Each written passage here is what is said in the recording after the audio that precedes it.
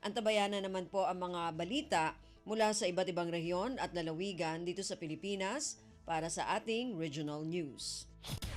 Balita mula sa lalawigan sa bawat rehiyon ng ating bayan. Dito sa Ang Pilipinas Ngayon.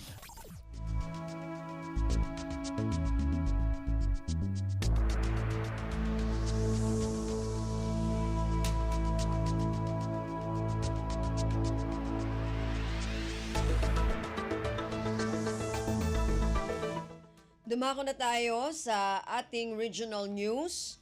Unahin natin ang mga balita mula sa rehiyon ng Luzon.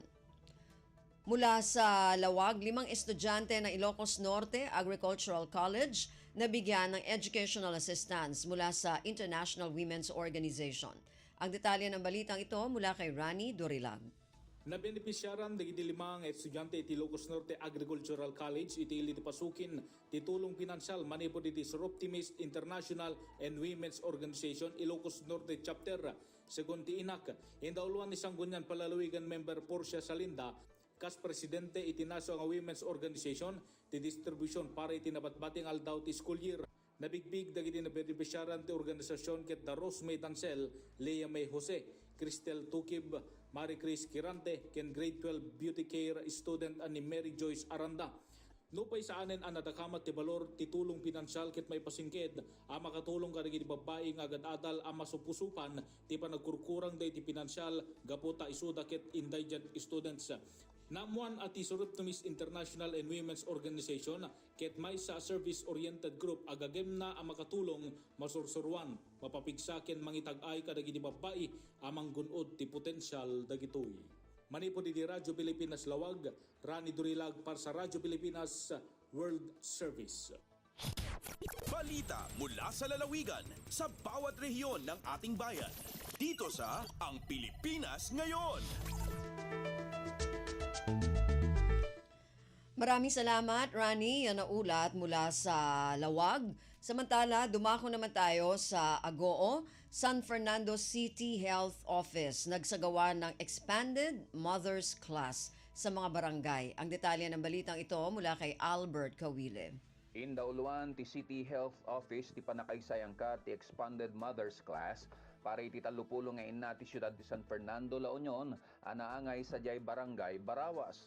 Nasursuro dagiti na ti mabunoy ti naduma-dumang aktibidad dagiti mainaig iti panang taripato iti na panakapabilag dagiti babae salon at ti isip panagbalin nga ina ken nasalon at nga estilo ti panagbiag ken panagkumit iti publiko panggep daytoy aganwa ti panangdanon kadagiti naduma-duma a barangay ken panangparigta iti tunggal ina a maadaan panakaamo kadagiti kasapulan manipod panagsikog agingga iti panagpasngay karaman kadagiti nangidanon iti daytoy nga aktibidad dagiti kameng ti CHO at Dr. Eman Sarhan, Dr. Chedora Gonzales, Nurse Alexis Ray Kabulang, Vaccine Coordinator Bernalixi Caballero, ken Midwife Lani Nisperos.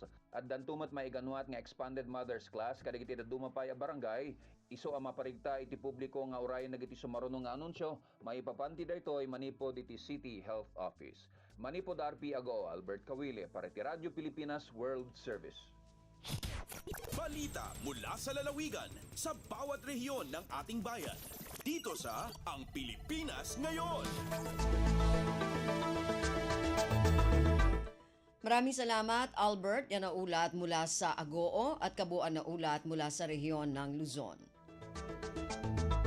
Samantala, dumako naman tayo sa rehiyon ng Kabisayaan mula sa Borongan, mga kawani ng gobyerno sa Sulat, Eastern Samar, aktibong nakiisa sa matagumpay na pagsasagawa ng coastal cleanup sa Barangitaw Beach. Ang detalye ng balitang ito mula kay Dayan Camplon.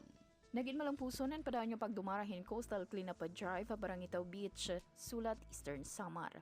Ininha pangungunahan lokal nga pamunanhan bungtan Sulat, ipinaagyan na Office of the Municipal Environment and Natural Resources, nganan Municipal Solid Waste Management Office. Ang aktibidad din ginumara subayhan SB Resolution number 137 Series of 2024 ang lokal nga pamunanhan Sulat. Nga nagtatalaan han temporaryong pagsarahan Barangitaw Beach, hapano yung matagan hinigayon na nasabing baybayon nga makarecover o marehabilitate. Inabutin sa kagatos nga partisipantes ang aktibo nga nakiusahan sa sabing aktibidad.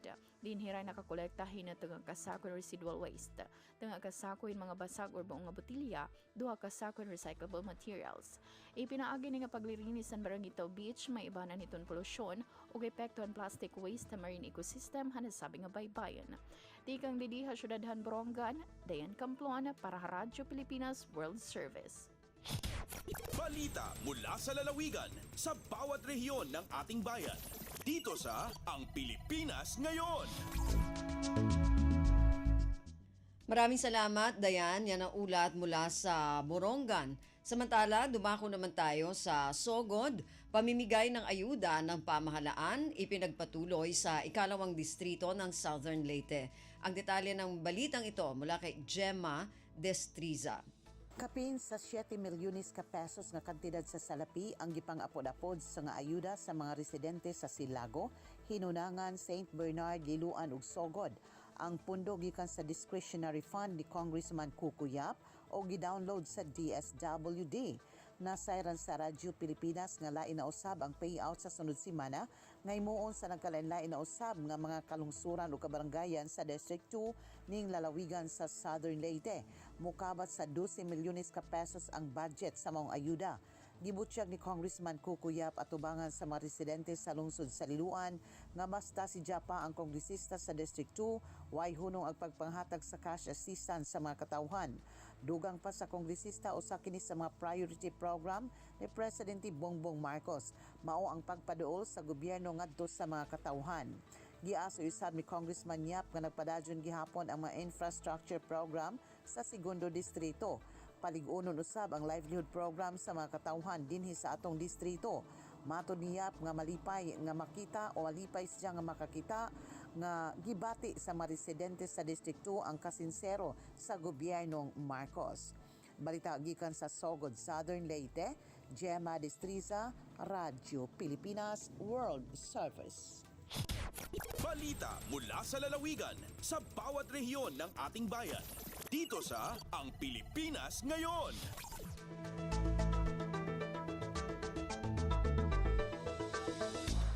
Maraming salamat, Gemma. Yan ang ulat mula sa Sogod at kabuuan na ulat mula sa rehiyon ng Kabisayaan.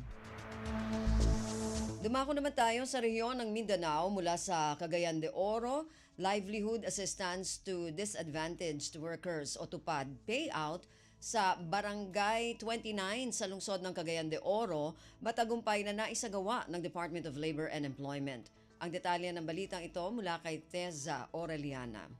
Subay sa dili matarog nga pagsalig niini sa paghatag og kahigayunan sa pagpanarbaho sa mga Cagayanon, ang Department of Labor and Employment 10 Cagayan de Oro City Field Office ubos sa pagpangulo ni Provincial Director Emmanuel G. Toledo malampusong nagpahigayon sa tulong panghanapbuhay sa ating disadvantaged workers o tupad payout sa Barangay 29 niining syudad bag-uhay pa lamang. Ana kini kinatibuk ang kantidad nga 627,750 ang nahatag ngadto sa 155 ka benepisyaryo. Diin ang matag individual na kadawat og sweldo nga 4,050 pesos human na kumpleto ang pulo ka adlaw nga trabaho. Ang kalihukan gipasiugdahan kini TC's Lawrence John Lim, Oliver Dalugdog og Jeffrey Revella sa pakigalayon sa mga LGU sa Barangay 29 nga gipanguluhan usab ni Kapitan Bernardo Autentico. Gikan dinhi sa Cagayan de Oro City, kini si Tessa Aureliana para sa Radyo Pilipinas World Service. Balita mula sa lalawigan sa bawat rehiyon ng ating bayan. Dito sa Ang Pilipinas Ngayon. Maraming salamat, Teza. Yan ang ulat mula sa Cagayan de Oro. Samantala, dumako naman tayo sa Zamboanga. Higit 4,000 benepisyaryo ng TUPAD at DILP ng Department of Labor and Employment, Region 9, nakatanggap ng kanilang mga sahod at kits mula sa Bagong Pilipinas Service of Fair sa Zamboanga. Ang detalye ng balitang ito mula kay Justine Bulanon. alcanza más de 4,000 mga benepisyaryo del tulong panghanap buhay para sa ating disadvantaged at displaced workers o TUPAD, IDOLE Integrated Livelihood Program o DILP ng Department of Labor and Employment Region 9, alias si VD Ila Dinero e Livelihood Kits sa estaba na bagong Pilipinas Servicio Fair na Ciudad de Zamboanga Ambiente. Ya kundisi también al DOLE en orientación del TUPAD, providing the livelihood assistance, seminar acerca de mga programa del mencionado ahensya y otros pa mga aktibidad. Alcanza más o menos 50 ahensya del gobierno kaya participa na 2 dia bagong Pilipinas Servicio Fair na Ciudad de Zamboanga. Alcanza también más de 500 mga programa, servicio y assistance el pwede dale para na publiko. Desde aquí na Ciudad de Zamboanga, este si Justin Bulanon para na Radyo Pilipinas World Service. Balita mula sa lalawigan sa bawat rehiyon ng ating bayan. Dito sa Ang Pilipinas Ngayon. Maraming salamat, Justin. Yan ang ulat mula sa Zamboanga. Samantala, dumako naman tayo sa Iligan. Promotional campaign mula sa Philippine Science High School. Hinihikayat ang mga posibleng bagong iskolar ng bayan. Ang detalye ng balitang ito mula kay Alwidad Bashir. Usa ka promotional campaign ang gihimo sa mga eskolar sa lungsod gikan sa Philippine Science High School Central Mindanao Campus sa Radyo Pilipinas Iligan Station sa mga nilabay na adlaw. Sa ilang programa sa radyo, ilang gipakita ang mga rason ngano nga ang nasamkit ang gitudlo nga usa sa labing maayong eskwelahan sa rehiyon alang sa mga tinun-an sa high school. Gipangunahan kini sa mga piniling tinunan sa grade 9 diin nagpakita sila og kaanyag sa pagsibya sa radyo gikan sa sinugdanan hangtod sa katapusan. Kuyog nilang ilang magtutudlo nga si Brian Bantilan, ALA advisor wag ang acting radio station manager sa RP1 Iligan, Miss Bema El Mendoza og personal staff sa nasangkit na estasyon. At ang iyang ubang pang maabot nga mga programa sa kolaborasyon sa estasyon ug sa tungaan alang sa pagpakatab sa nagkalaing-laing importanteng impormasyon sa mga programa sa gobyerno alang sa modernong mga eskolar sa lungsod.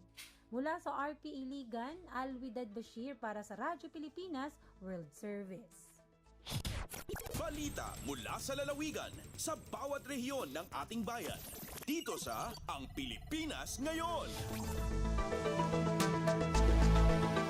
Maraming salamat, Alwidad, na ulat mula sa Iligan at kabuuan na ulat mula sa rehiyon ng Mindanao. Narinig po ninyo ating regional news para sa araw na ito, kalipunan ng mga balita mula sa iba't ibang rehiyon at lalawigan dito sa Pilipinas.